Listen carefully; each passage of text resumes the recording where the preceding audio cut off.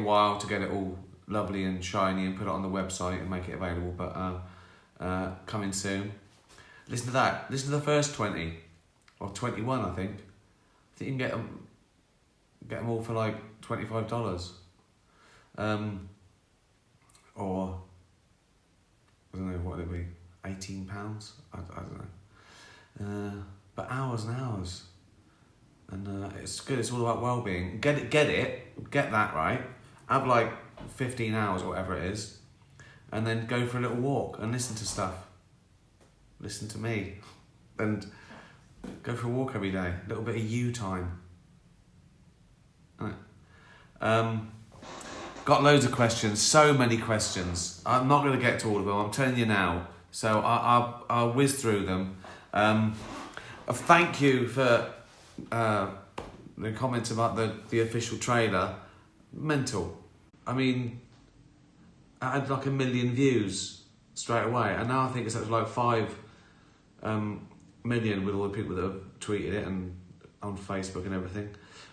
So thank you. Went down a treat. Right, Leopold and Loveday. Uncle Ricky. Right. That's fine. It's not weird at all. We see Kev's alcoholism and in Derek, and we see Julian's drug addiction in Afterlife. Have you known people like these with struggles that help you with your storylines? Well, of course. It's it's all around, isn't it?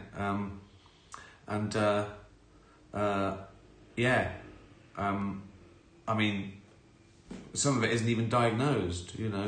When I was growing up, everyone had a drink and didn't think anything of it.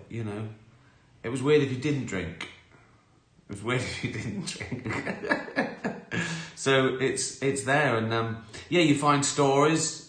Amongst the sad stories, there are funny stories. I still know loads of people that are alcoholics that just don't drink anymore. That they explain to me that you're always an alcoholic, you just don't get drunk anymore. It's a condition. People are built like that. You can't help it. You can't help being born addicted to, alcohol or whatever. All you can do is try and control it with help and everything. Cheers. So you take all these things in and Leslie, love the new trailer for Afterlife. Thank you. How was it working with Auntie again? Brilliant. Also the clip where she puts her paw print on the paper. Did you keep that and frame it? Funny you should say that. There it is. I knew at the time this would be a sought-after thing for charity. That's Auntie's real paw print. They're the one that we actually did in the show. I'm going to auction that. I'm either going to auction it. Well, I promised it to All Dogs Matter, the money, and I thought of putting it on eBay. And you want to make sort of thousands, but the problem with that is there is someone who will, be able to afford and pay 5,000 or whatever. But what might be nicer is like real fans, pay £1 to be in an auction and they might win it. So you want to do the one that raises enough money, but that's my preference. That All Dogs Matter auction it, so everyone's donating to All Dogs Matter, and then one of them might win it. I'll let you know nearer the time. It might be better to wait till it goes out so people see it in context and want to own it. But I think that might be worth a little bit of money, mightn't it? Monsieur Dougal. Bonjour, Ricky. Happy New Year. It's Christmas and you get to choose a present. Do you choose A, Bunion Brace? Yeah, it's not so bad at the moment. I've been ignoring it, like I do all medical conditions. And then they don't go away, but you learn to live with them. So you get used to the pain. A, Bunion Brace. A heater for your bucket. Oh yeah. Yeah, that's a good idea. So it's like a bath. except with like urine.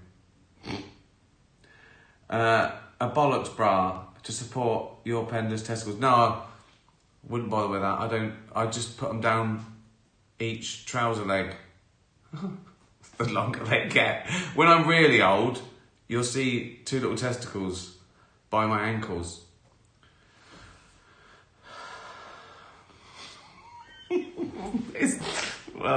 I think it's got to be. It's got the heater for the bucket. All I care about is comfort now. So yeah, that'll be nice warm. That's why I have a bath, because it's just comforting, isn't it? I've just had a bath. That's why I'm squinting and I look red. Fucking hell. Danielle, this chair's getting squeakier. Oh, I'm getting fatter. Danielle, you talk about the show. You talk about the show a lot. In the show a lot about appreciation for us key workers, nurses, etc. A lot of your work, Afterlife, Derek, is around that. I just wondered if you'd had many experiences of them in your own life. Yeah, most of my family were and still are sort of carers. My sister works with kids, some with learning difficulties. My sister-in-law works in an Alzheimer's home. My other sister-in-law was a social worker. My mum fostered. I think 2 or 3 of my nieces work in care homes. So yeah, when I say I mean the women in my family. they're the ones that are carers. Well, they got used to it. They have to deal with fucking idiot men, don't they?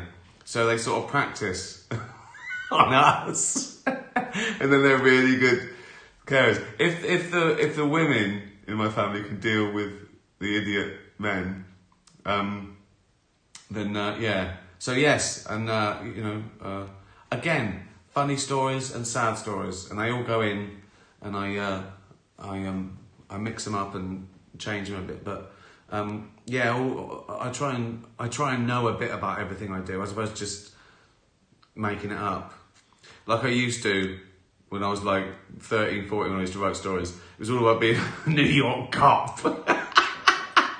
Just most of my storylines had probably been in Kojak. Emma Dolan, can you say hello to all the staff working after me in the cardiac care unit in Liverpool? They all do an incredible job, as you rightly say, angels. Yes, hello to all the people working in the cardiac care unit in Liverpool looking after Emma Dolan. Get well soon. And in general, just keep up the great work. I put out a little tweet today, actually, that people noticed that there's a line in the trailer for Afterlife, where Anne says that there are angels. They don't have wings and live in clouds. They wear nurses' uniforms, and so that was a little tribute to all the key workers, not just nurses, but all the key workers to the last 2 years who've done an incredible job. And you don't want people to forget that. Just go back to like nothing happened. Jill, do you think stupid fears are part of being human? Like, I hope I never slip in the bathroom. Yes, and my head lands in the toilet, and that's how they find me. Yeah, I do think of things like that. In fact, I nearly slipped the other day. After a shower, I stepped. I thought, oh, that could have, I could have fucking put my back out, which I did last week anyway, playing tennis. I don't think of like landing down a toilet. I think of smacking my teeth on the fucking sink or cracking my head on the fucking corner of the tiles. My worries are like much more calm. They don't go doing. They just go. Ah! It's much. That's that. I don't worry myself comedically. My worries are like horror. Like I'll be going to get to sleep at night, and I just think, oh, I hope I don't, turn over in the night and stick the fucking scissors in my eye. That's where I go. So yeah, but then when something like that happens, like I slip, like, oh my God, I could have, am I okay? Didn't put my back out, didn't crack my head open. I think, brilliant. I didn't just crack my head open. What a great day. And that cheers me up. Like, if I wake up now, you know, I go, oh, excellent. If I go, I'm not dying. What a brilliant day. So I try and look on the positive side. But yeah, that's very human. Call your monkey brain. Like, it's that same thing when you look over an edge and think, oh, I hope I don't jump. And you think, why are you thinking that? Because you're teasing yourself, you're testing yourself. It's like those people that, oh, holding a baby, I hope I don't drop it. Well, you're a safe pair of hands. If you're thinking like that, you're a safe pair of hands. You're a good person. Good people do that. So, yeah. And people think, oh, am I weird?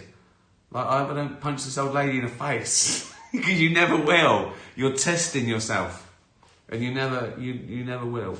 But yeah, that's very human. Yeah. I'm not a doctor. I might be mental. Gunner. When you are creating either a stand-up routine or a comedy sketch, can one be used with the other and vice versa? Yeah. Is there a fluid flow between the two? Yeah, because I don't think I don't sit down and sort of go, I've got to think of something funny, right? You're walking around and you think of something funny, and that just comes as a thing, a concept, and then you decide, would that be a good stand-up routine? Is that an observation, or could I put that in something? Is that a character thing?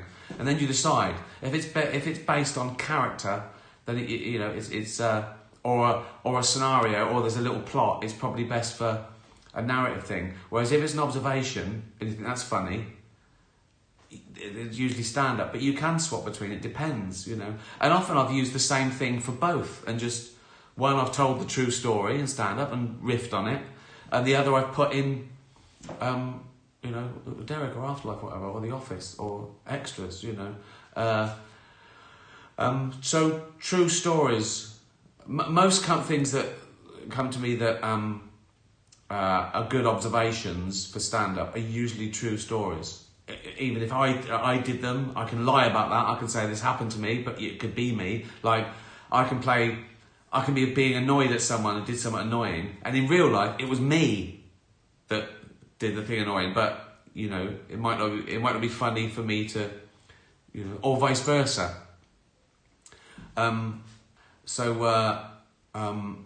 Yeah, you create a fiction and a context. So it just depends. I mean, stand-up's quicker. You see an observation, you work on it, you can get a really good 10 minutes out of it. Whereas a 10-minute sketch or something is not only too long, but it's 10 times the work. So,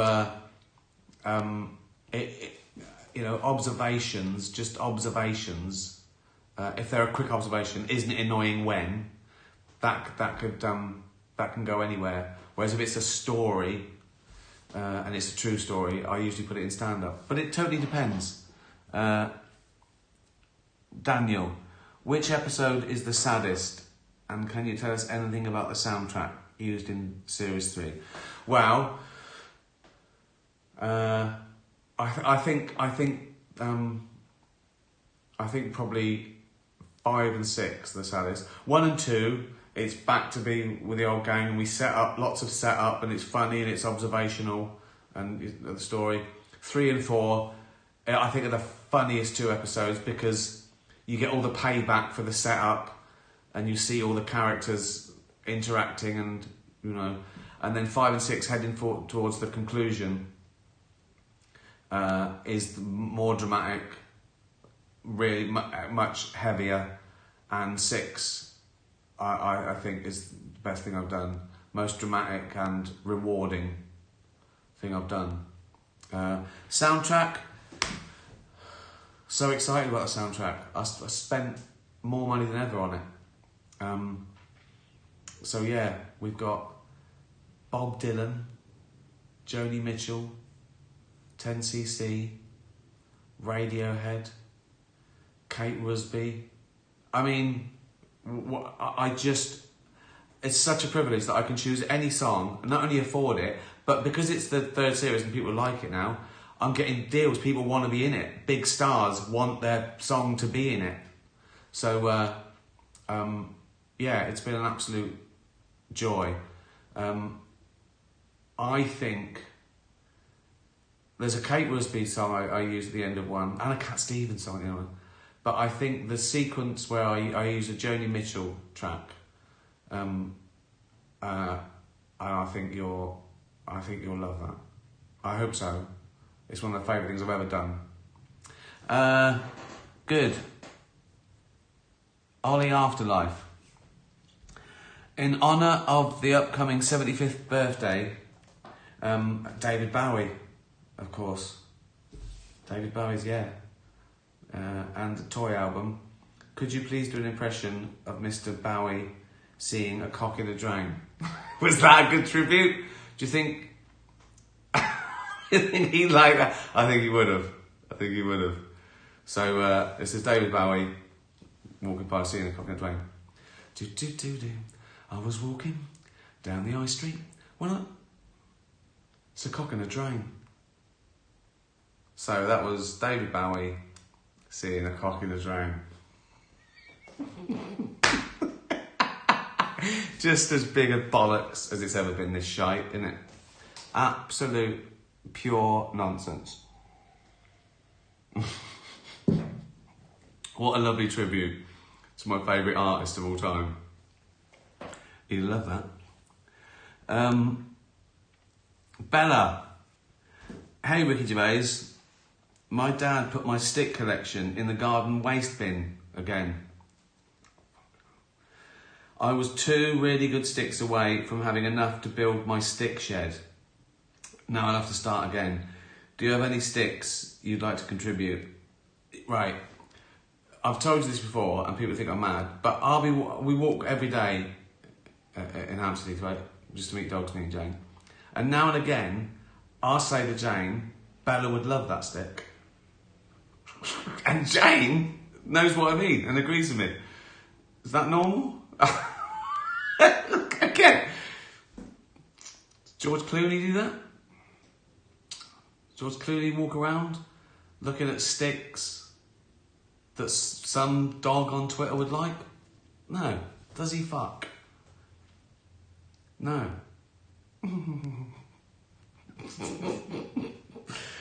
I built my own little shed once, right? I called it, well, it was my camp, right? And it was an old door that my dad had thrown away by the shed, right? So a door. So I leant it like that, like 45 degrees, put 2 sticks like that, right? Dug it out. I dug it out so I could get down in it, like it was like a, you know. And then I got some old, like bits of carpet and blanket and sort of covered it over. And I'd go and I'd just sit in there, right? You know, like, and so I don't know how old I was. Say 8, 9, 10, right? And I remember my sister took a picture of me in it, like that, right? And in those days, you used to, you know, she was always taking pictures. She sort of looks after the family sort of albums. And, you know, she put it in an album. And then every now and again, when you got the albums out showing it, they'd look at that one and the people would laugh. All the grown-ups would laugh. And I thought, what are they laughing at? And I didn't realise till I was older, they were laughing because there's a picture of me, right, in a little hole, and she'd labelled it Ricky's Camp. So that's why all my family were laughing at me behind my back. Ricky's Camp. So there you go. My childhood. My only friend was a hole. Fucking door. Old stinky fucking carpet. Probably stank of piss. Not mine, I mean just cat's piss and dog's piss, right? Just sat in a hole. Fucking hell. It could have turned out much worse than it did, couldn't it? Rachel. Oh, she wants to know if I feel sad on the last day of a shoot. Yeah, but in a good way. It's sort of like, oh, that was great. And I always say, see you at the rap party. So it's not like, you know, a big trauma. I see them all again. The only one I get emotional is when I say goodbye to Auntie, because I just think she doesn't know why she's not going to see me next week for like months. I think I'm overestimating my importance to her. Just give me a biscuit, I'll be fine. But yeah, and also this time it was such a relief. That was the overwhelming thing. Like, we got through it. We didn't miss a minute through COVID or anything. But usually, yeah, it's just nice. It's just nice. But I know I'm going to see them all again because I work with them, you know. So it's fine. It's great. Alison, what would be your alternative profession? Right. Do you mean what would it have been, probably, or if I could just magic wand another one? What would it have been? It would have been something vaguely academic, sciencey. I was always going down that route. You know, it could have been anything from, you know, research scientist to teacher, doing something, you know, learning and teaching something I loved, or researching something like that. That's what would have happened, probably. Although I was already doing something else. I jumped from that to failed as a pop star, and then you sort of start again, so you don't know. Could have been management, entrepreneurial, anything, charity. Charity would have been likely if charity, something to do with animals. Yeah, that's the one I'd choose now, I think. But then I've always liked the idea of like architecture. But there's people who design. I mean, who designed the Empire State Building? That's like their forever. That's incredible. What a legacy that is. But yeah. But probably, almost certainly, something to do with animals or nature, I'd say. I mean, I should say music. I failed at that, but I gave it its chance. It blew it. Not me. Music blew it. So I'm not giving it another go.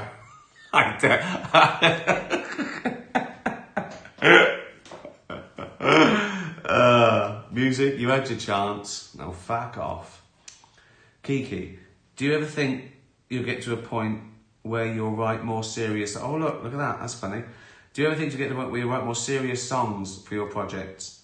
Not like David Brent. I can't help but think it's a passion that's, you know, suppressed because you've got so much going on. It's not that. It's that there's better people than me to, you know, it's sort of like when I can put, you know, David Bowie and Bob Dylan on my work, why would I think that I can do better than them? You know what I mean?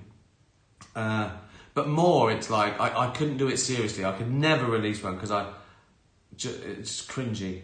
A comedian thinking that they can be taken seriously just because they're famous now for something else. I could never do that. You know, not serious. I'd do it as a joke. I could do it as David Brent, or I'll tell you when I could do it. I could if I wrote a musical. If I wrote a musical about something, then I could do, you know, not a serious song, but a musical song in context that I wouldn't be singing, that I wouldn't be trying to say, look at me, I'm a fat old pop star.